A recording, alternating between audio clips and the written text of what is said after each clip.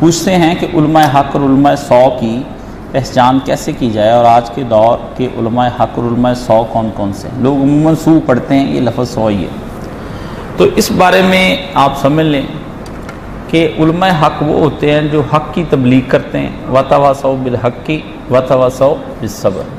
تو وہ جو حق اور صبر ہوتا ہے وہ کہاں سے پھوٹتا ہے؟ اس کے لیے اسی صورت کے اندر آپ پڑھ لیں کہ وہ حق اور صبر جو ہے وہ پھوٹتا ہے ایمان سے، ٹھیک ہے نا۔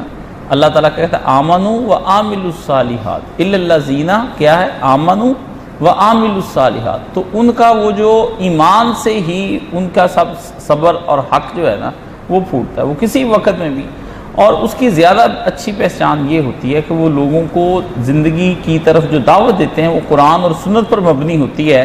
نہ کہ وہ ان کی خود ساختہ من گھڑت عقائد کے اوپر۔ وہ جو قرآن اور سنت پر مبنی دلائل ہوتے ہیں وہ حق ہیں، اور اس میں کثرت ان کی ہوتی ہے جو لوگوں کو برائی سے روکنے کی کوشش کرتے ہیں کہ لوگ برائی سے رکیں۔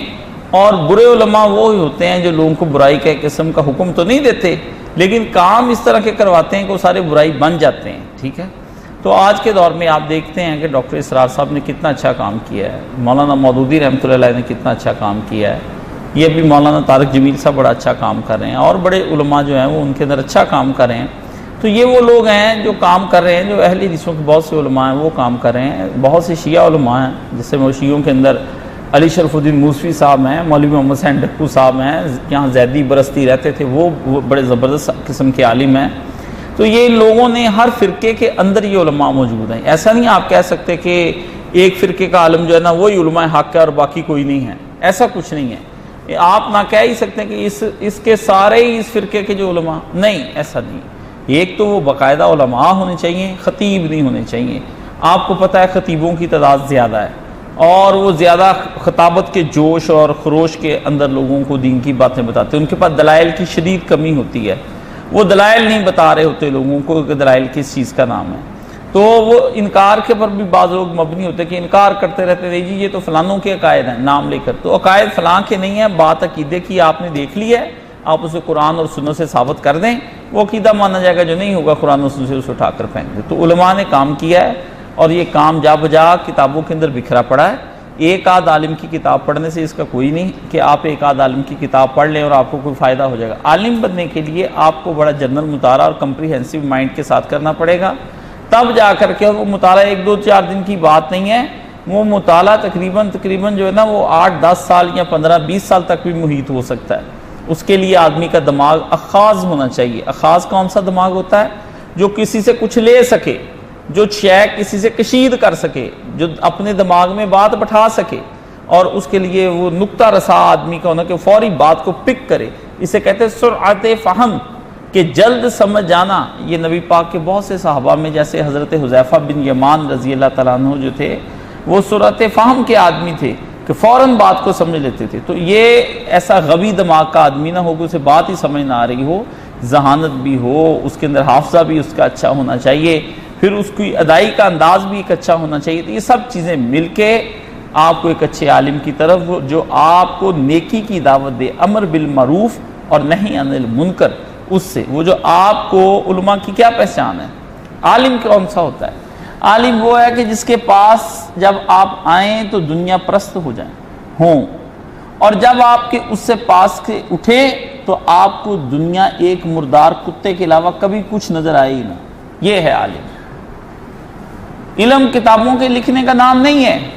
کہ اگر آپ کہیں کہ کسی نے پی ایچ ڈی کر لیا ہے، کسی نے درس نظامی کر لیا ہے، کوئی عربی بڑی اچھی بولتا ہے، کوئی قرات بڑی اچھی کرتا ہے، وہ کتابوں کے حوالے بڑے دیتا ہے، اس کا نام علم نہیں ہے۔ یہ معلومات اکٹھی کرنے والے کچھ لوگ ہیں، جیسا کہ آپ دیکھتے ہیں کہ بہت سارے لوگ بہت ساری چیزیں کہتے ہیں کہ مزدور کو لے آتا ہے، چلو ابھی یہ آٹا، یہ سیمنٹ، بجری سب اکٹھا کرو۔ نہیں، وہ عالم ہے کہ جب آپ اس کے پاس بیٹھ آئیں تو آپ دنیا پرست تھے، لیکن جب آپ جائیں تو آپ کے نزدیک دنیا کی حقیقت مکھی کے پر برابر بھی نہ ہو، آپ دنیا آخرت کا کچھ پیغام لے کر اس کے پاس سے جائیں، آپ کے ذہن میں کوئی آخرت کی تڑپ آئے، آپ کے اندر ایک سوچ بیدار کر دے کہ میں دنیا میں بے مقصد نہیں آیا ہوں۔ اگر تو وہ یہ سوچ اور اپروچ آپ کو پیدا کر کے دیتا ہے تو وہ چاہے کچھ بھی نہ عربی اور فارسی اور ہندی انگریزی اور کوئی کتاب اور کوئی ڈگری اس کے پاس درس نظامی کی اور ان سب چیزوں کی کوئی چیز جو ہے نا وہ اپنی نہ اس کے پاس ہو، لیکن فکر آخرت اس کے پاس ہو، وہ آپ کو آپ کی زندگی کے ایک ایک سانس کے احتساب کے بارے میں ڈرا دے کہ تجھے اپنے رب کے پاس جانا ہے اور ایک ایک سانس کا تجھے مول وہاں پر دینا ہے، ایک ایک روپے کا تمہیں وہاں پر حساب دینا ہے۔ خدا کو بتانا پڑے گا جوانی کہاں صرف کی گئی ہے، خدا کو بتانا پڑے گا کہ مال کہاں سے لیا تھا، خدا کو بتانا پڑے گا مال کس جگہ پہ خرچ کیا ہے۔ جب وہ تم کو 5 سوالوں کی تیاری کروا دے، وہ دنیا کا سب سے بڑا عالم ہے۔ اگر وہ تمہاری تیاری نہیں کراتا،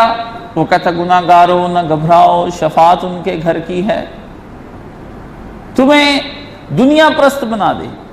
اور تمہیں تمہاری زندگی پر مطمئن کر دے، وہی ہے تیرے زمانے کا امام برحق جو تجھے حاضر و موجود سے بیزار کرے۔ حاضر و موجود کیا ہے؟ جو میں جمعے پڑھا رہا ہوں، حاضر و موجود تمہاری ٹیکنالوجی ہے، تمہاری سائنس ہے اور تمہارا یہ فلسفہ ہے، وہی ہے تیرے زمانے کا امام برحق جو تجھے حاضر و موجود سے بیزار کرے، بیزار کر کے رکھ دے تجھے کہ یہ دنیا کی حقیقتیں کیا ہیں، کچھ نہیں ہے، دنیا کی لذتیں چند دن کی ہیں، اس کے بعد ختم ہو جائیں گی، ٹھیک ہے نا۔ موت کے آئینے میں دکھا کر تجھے رخ دوست زندگی اور بھی تیرے لیے دشوار کرے، تجھے اللہ تعالیٰ موت کے بعد اللہ تعالیٰ سے ملاقات کا اس قدر شوقین بنا دے، اس قدر اللہ کا پیار اور اللہ کی محبت اس قدر تیرے سامنے وہ بیان کر دے کہ تیرا جینا محال ہو جائے، تو کہ یا اللہ مجھے موت آئے، گھبرائے نہیں۔ نبی نے کہا تھا امت کی تباہی اس میں کراہیت الموت، موت سے نفرت کرو گے۔ قرآن مجید میں کہا ہے اللہ نے کہ جو اللہ سے، قرآن میں نبی پاک نے حدیث شریف میں بھی حدیث قدسی میں آتا ہے کہ جو اللہ سے ملنا چاہتا ہے تو اللہ بھی اس سے بہت ملنا چاہتا ہے۔ فرشتوں کو کہتا ہے میں اپنے، میرا بندہ کہتا ہے اللہ میں تجھ سے ملنا چاہتا ہوں مرنے کے بعد، تو اللہ کو بھی بہت شوق ہے اس سے ملنے کا۔ فرشتوں کو کہہ دیتا ہے کہ مجھے بھی بڑا شوق ہے، کب آئے، میں نے جو اس کی تقدیر لکھی اس کے مطابق یہ مر کے میرے پاس آئے تو پھر ہم دونوں بیٹھیں باتیں تو کریں، ہیں۔ اور فرمایا جو اللہ سے نفرت کرتا ہے ملنے سے، موت سے نفرت کا مطلب اللہ سے ملنے سے نفرت ہے، تو اللہ بھی اس سے نفرت کرتا ہے، میں بھی تجھ سے ملنا نہیں چاہتا۔ یہ ہے وہ عالم سچے کی پہچان کہ عالم تمہیں دنیا کی حیثیت کو بے وقت کر دے، ایک بات، دوسرا تمہیں آخرت کی فکر ڈال دے، 2 بات، تمہیں احتساب تمہارے ذہن میں ڈال دے، 3 بات، اور اس کے بعد اللہ سے ملنے کا اشتیاق پیدا کر دے۔ وہی عالم ہے، وہی مرشد ہے، وہی پیر ہے، وہی امام ہے، وہی پیشوا ہے، وہی ہادی ہے، وہی رہنما ہے، وہی رہبر ہے۔ وہ ہے جس کے پاس جا کر تمہیں دنیا یاد آئے نا، ہر وقت دنیا کی باتیں ہوتی رہیں اور دنیا کی زندگی کی عیش کی باتیں ہوتی رہیں، وہ عالم نہیں ہے۔ جو تم سے یہ نہ کہے کہ مجھے پیسہ لا کر دو، یا میلہ کرا دو، یہ بنوا دو، وہ تمہیں جب آئے تمہیں موت کا پیغام دے کر بھیجے کہ زندگی ہے اور آخر کو تم نے مر جانا ہے، ٹھیک ہے، اس کو کہتے ہیں عالم۔ اس کی صحبت میں جا کر دنیا کو بیٹھنے کی ضرورت ہے، اور اسی کی اس وقت پوری دنیا میں کمی ہے۔ آپ کو فلسفے بھی ملیں گے،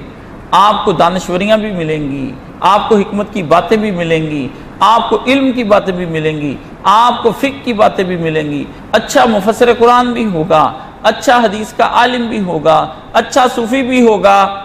سب کچھ وہاں پر آپ کو ذکر بھی ملیں گے، مراقبے بھی ملیں گے، سب کچھ ملیں گے۔ یہ ذکر، یہ مراقبے، یہ نیم شبی تیری خودی کے نگہباں نہیں تو کچھ بھی نہیں، اقبال نے کہا۔ اس نے کہا یہ ذکر جو کرتا ہے، جلیاں ڈالتا ہے، اللہ ہو اللہ ہو حق ہو حق ہو پڑھ رہا ہے، یہ مراقبے آنکھ بند کی ہوئی ہے، یہ تہجدیں، یہ نیم شبی تیری خودی کے نگہباں نہیں تو کچھ بھی نہیں۔ اگر انہوں نے تیرے اندر تیرا اپنا انسان ہونا تجھ پر ظاہر نہیں کیا تو کچھ بھی نہیں کیا، تیرا عبد ہونا تجھ کو ظاہر نہیں کیا کہ تو اللہ کا بندہ ہے، تو یہ ذکر مراقبے کچھ نہیں ہیں، یہ کتابیں، یہ لائبریریاں ہیں، یہ درس دروس، یہ محفلیں ذکر کی، یہ سیمینار، یہ مقالہ جات پڑھے جانے، یہ پی ایچ ڈی کی ڈگریاں اور بڑی بڑی چیزیں، کتابیں، تھیسز، یہ اگر تجھ کو اللہ کے قریب نہیں کرتی ہیں تو پھر تیرا ان سے کوئی تجھے حق والی علماء حق نہیں ہیں، علماء 100 ہیں، ٹھیک ہے۔